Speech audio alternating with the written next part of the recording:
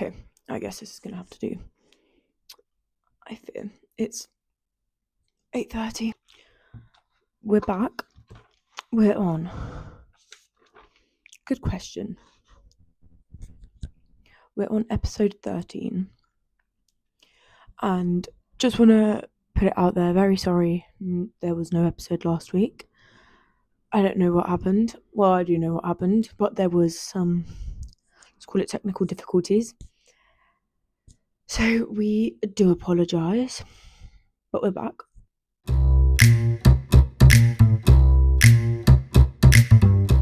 Hello, munchkins, and welcome back to the Alova's Chat podcast. You're here with Irina, and Alan. He's back. He was missed. He was sincerely missed. And this is episode 13. It's a solo episode, as you can tell. No child here.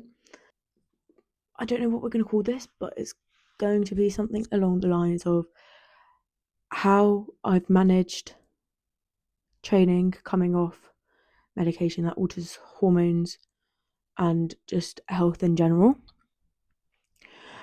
This is something that I have been going through the last, would like to say, 2 months, if not more. I just want to talk about it. Give you guys some advice. Not that I'm a doctor, so please don't take it seriously. I don't have any qualifications either, but this is just my experience. What has kind of helped me, obviously everyone is different, so please take that into account, but this is regarding coming off medication that basically alters like your hormones or your nerve signals, whatever. It could be, say you take ADHD medicine, anxiety medication, antidepressants, even birth control, stuff like that. So you get the gist. Broad range. I'm not going to disclose because it's my personal information. But the last 2 weeks I've been slowly coming off and decreasing dosage gradually, and all I can say is that it has impacted my training so much, more than I'd like it to. So thought I'd come on here, just share my experience. No overview. I feel like these are going to be kind of more just talking through, obviously no you say section, but we'll get back on it. Next week is a joint episode and a guest episode is in the works, so keep your eyes peeled for that. Anyways, I've got some questions in here. Obviously the notepad. All of these who saying the notepad is a paid actor and has nothing written in it, that does not help my case. It does. That does not help my case, but there is quite a decent amount. Wind is howling. Let it go. Yes. I feel like I'm reading a book, story time, to reception kids, especially with Alan. He's not a toy, he's Alan. Okay, get it right, guys. Anyways, what made you decide it was time to come off medication? So I'd been on this medication for about 2 years. I was on it due to reasons I'm not going to disclose, and at the time it was quite necessary, but over time I kind of realised that I didn't want to be dependent on any sort of medication that alters your brain, alters your nerves, alters your hormones, because in the long run I don't want to be reliant, and it'll just be worse because eventually you will have to come off it, and the longer you stay on, obviously the harder it's going to stay. And because life isn't stressful, so I knew that any impact on my hormones could be combated quite well, because life could be more stressful essentially, and I'm in a very fortunate position where I live with my parents and I have such a good support system that I am able to come off it. One thing I will say is that if you are thinking about coming off it, any medication, make sure they impact as little as possible, whether that's exam stress, family drama, like housing situations. But if it's really bad around you and you are feeling stressed, regardless of what medication you're coming off of, I'm not a doctor, obviously, consult your doctor, please, but I wouldn't recommend because it's hard enough as it is, let alone if everything else in your life is hectic. Yeah, so that's why I decided. So life was a bit more tranquil and I just thought it was time, essentially. I didn't want to be reliant. I don't know why I'm waffling. I feel like I'm waffling so much because I feel like it's quite a close to home topic. And it is a bit nerve wracking to share. I'm not going to be like, oh yeah, like, I really want to share this. I don't, but I do think that it'd be really helpful to hear for others because I wish I could have heard someone else's stories, seen what they did, especially in the fitness space, because I really don't think that is spoken enough about. As little as I want to talk about it, I do think it's important. Anyways, moving on. I don't know if you can hear the wind. I really apologise. If you can, it's manic. Right. I don't know, wakey. What emotions came up during the process? I think a lot of it was like worry. And I think the anticipation of what's going to come next is not comforting, to say the least, because throughout the periods, every time I thought the withdrawals were getting better, they got worse. I think maybe I'll talk a bit about what withdrawals I got because it's all fun and games saying it, but just so people understand, obviously each medication is different, but this is just what I got. So very, very, very bad headaches, like extremely bad. Couldn't move. Couldn't sleep either, so couldn't get to sleep.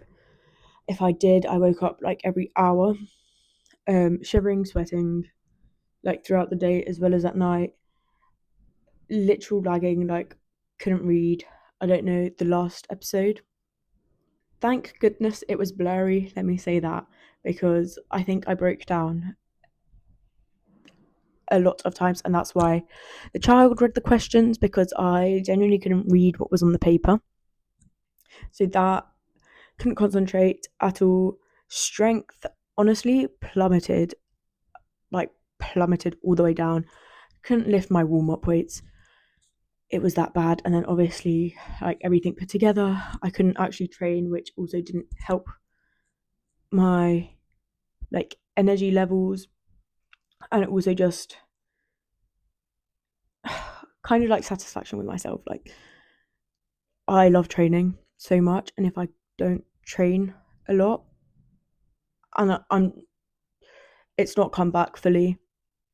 My training's still in a pit because I'm still recovering, but it's on the come up. So when couldn't train, they were like, I think there was a week that I didn't go to the gym straight. Then I tried to like once or twice here and there as much as I could, but then I was shaking, very unstable, like I couldn't balance. I felt like what it's called is sensory disturbances, where it feels like there's just electrical signals flowing through your body and it feels like you're glitching in the matrix. And whenever you move your head, it feels like a laggy game, if that makes sense. I can't describe it. But anyways, that's what I had. So not fun. Also felt sick, lost my appetite completely, so I couldn't eat anything I ate. I genuinely wanted to throw up. But then gained weight because of the hormones. Anyways, mental. All I can say is I'm very privileged and I'm very aware that respectively this is not a bad issue to have, like if you look at the problems in the world. So I'm grateful that this is the situation that I'm dealing with, and I am aware that it's a very privileged situation to be in.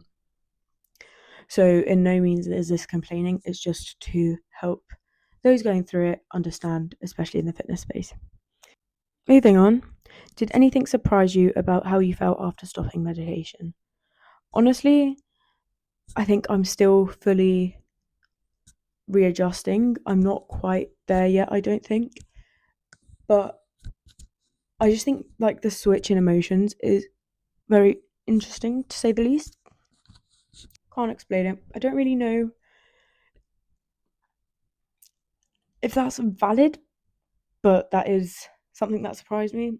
I don't think I was expecting it, at least not so soon.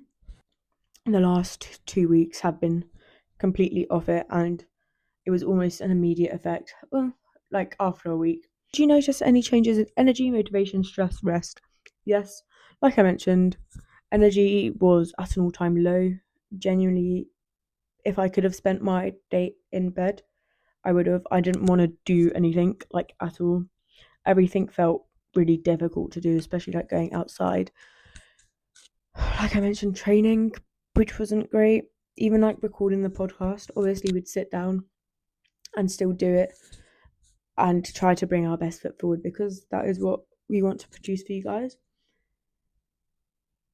But yeah, I was sleeping, not sleeping crazy hours, but I was just laying in bed because I couldn't get to sleep. There was like a period where I couldn't get to sleep till like 4, and then I'd wake up every hour and then only actually get out of bed at like 1 p.m., which is not what someone wants to have because then you get what 2 hours of sunlight. Not fun. Motivation dropped entirely in everything as well.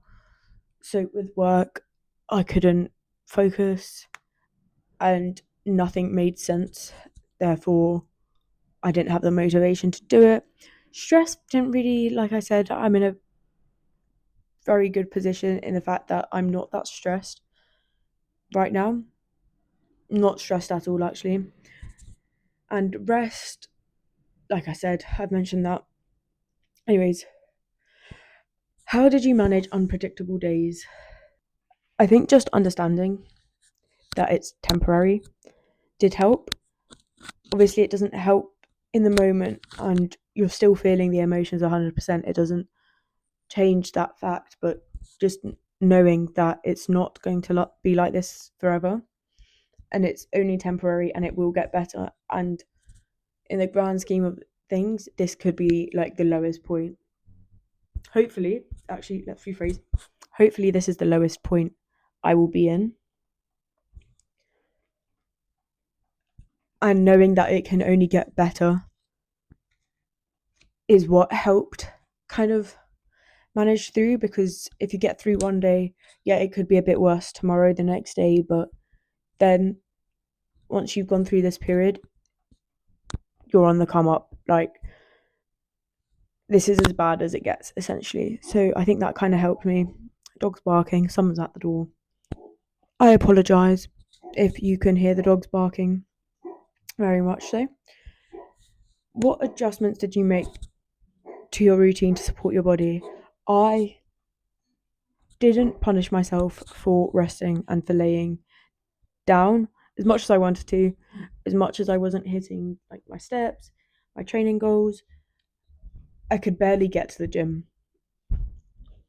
I found it very difficult to, and I showed up, but I showed up slightly less, not as often, and I think that kind of helped. It didn't help entirely because there were times that I was like beating myself up about the fact that I'm not training 100%, that I can't give 100%, but like I said, you have to understand that after this, the comeback is going to be such a rewarding process because firstly you won't be reliant on the medication, secondly you get to build it back, and you have to get to a point where you enjoy the process and not the end goal, and it will be so much more enjoyable in the long run.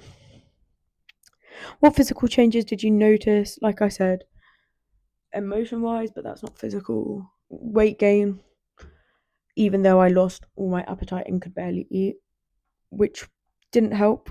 But that also could have been due to the change in my training, because obviously I wasn't training at the level that I wasn't moving as much as I was.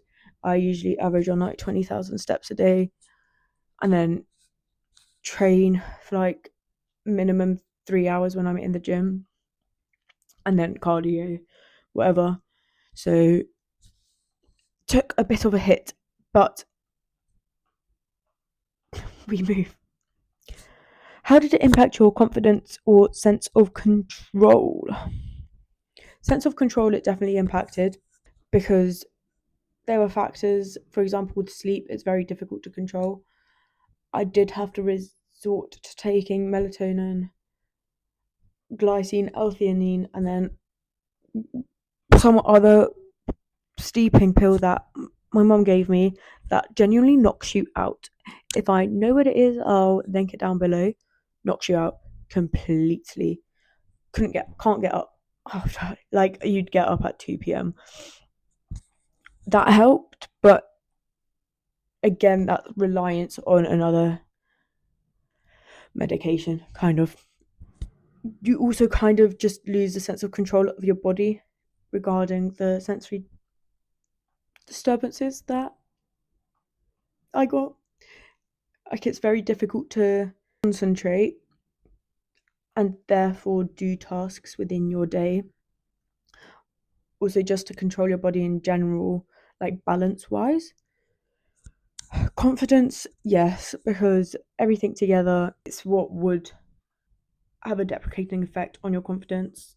Headaches, nausea, loss of appetite, hormone changes, emotional changes, also not being able to do things that make you confident, like not having enough energy to put effort into your appearance, into your fitness, into your health.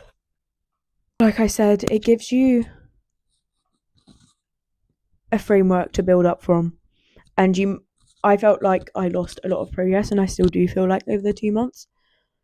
Because before that, I was on a cut which was going well, like very well. And then obviously that changed, which would which would make your confidence take a hit. But at the end of the day, this is your health. And as much as, for example, the aesthetics matter to you, health comes first, because health is longevity. And this is an issue that I wanted to sort. But at least now I'm going into this next phase of my training and my fitness with the knowledge that I can get to where I want. I can achieve my goals regarding cutting, training, and I know that I can come back strong, and I will come back stronger, better, and not relying on drugs. Horror that. I apologise. I just think I need to like soften the mood because this is feeling very heavy. Very, very heavy indeed. Anyways, I'm going to give you some tips that helped me. Let's spruce it up a bit. I will give you some tips that helped me, and then we'll wrap it up. So, firstly, I'm going to try put these up on the screen. But number one is having a good support system, or as good a support system as you can.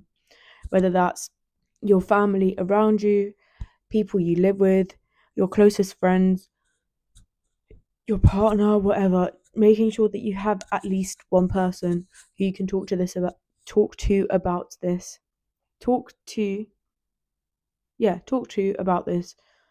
is very important. Who's going to guide you, who's not going to judge, and who will reassure you that it will get better. And I'm very privileged in the fact that I have more than one person for this, and I have a very good support system, and I definitely do think that helped.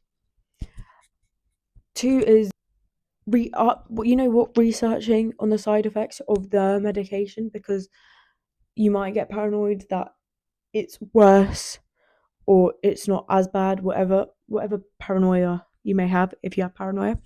But researching, talking to your doctor if you want. I personally prefer just researching. Understanding the side effects, understanding what you can do, how long they last, like why it's happening, kind of helps with a sense of control, in my opinion. Well, it did, at least for me.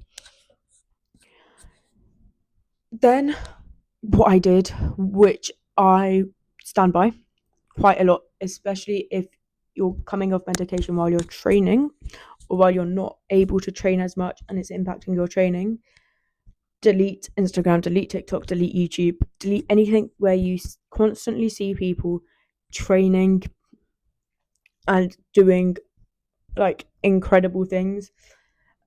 Like, there are so many people that I follow and are friends with that genuinely insanely strong, and some of the strongest people I know, some of the most talented and skillful people. But it cannot lie, seeing that when I couldn't train even to like 50% of my effort did not help. So I just deleted it, came off it, stopped posting. And it helped because you didn't get that constant reminder that other people are training. Not that you should compare yourself in any way to other people, but I know that seeing people, especially people you know, yes, that may mean you won't be able to support them within a time period, but if it matters that much to you, talk to them. Make them understand. They'll understand. They're not monsters. I hope. But that's what helped me a lot. Number 4. I don't know if I have 4. As I've spoken about in previous episodes, actually, yeah. I stopped tracking for a bit. I stopped tracking my steps, my trainings, like my weight progress for my car. I just had to let go a bit, which was difficult in itself for me because I don't like being not informed with what's going on in my body, what's going on in my life. But it helped kind of detach a bit from my goals regarding my fitness and my training journey. And it doesn't, I'm not saying do this if you don't want to, but as someone who incessantly tracks every little thing, because it helps me and my brain and the way my brain works, I like it very strict because I find that I operate the best in that. I had to take a step back, and this was actually the child's idea. So shout out, you're not here, but you're here in spirit. I'll insert a picture of you. Yeah, so not tracking as much. Let's do number 5. You know what? As lazy as this sounds, start a new TV show. Start colouring in, read books. I've been reading the Fourth Wing series. I'll link it down below. I didn't have high expectations because I thought it was just overly hyped. But it's a bit like Harry Potter but with dragons. It's the best way I can describe it, and the way I've been describing it. That was good to read while I couldn't move as much. I couldn't even play piano very much because I just wasn't there. But doing low effort things really helped, in my opinion. Find new songs, find new playlists, listen to new playlists, just do little things that don't take very much energy and that you wouldn't do every day. And please, please, please, if you have any more questions, if you want any more advice, if you want anyone to talk to, please contact us. Whether that's our main Instagram page or either mine or Agnes's. Unfortunately, Alan does not have an Instagram account, but he'd gladly listen to your problems. Reach out to us. Don't hesitate in the slightest, please, because I've just been through it. 2 months of withdrawals is not fun, and talking to someone that I might not know properly could have helped a lot because they can't really influence you as much because they don't know your life, they don't know your situation, etc., etc. So please, please, please reach out to us if you need to talk to someone. Obviously, if it gets really bad, go to your doctor, not us. We're not qualified. But just don't hesitate to reach out. I hope this helped in some way or another. If you'd like us to speak a bit more about this topic, I'm more than happy to, because I do think it's important. But yes. No. Okay, anyways. Bye, Munchkins. We'll see you next Wednesday.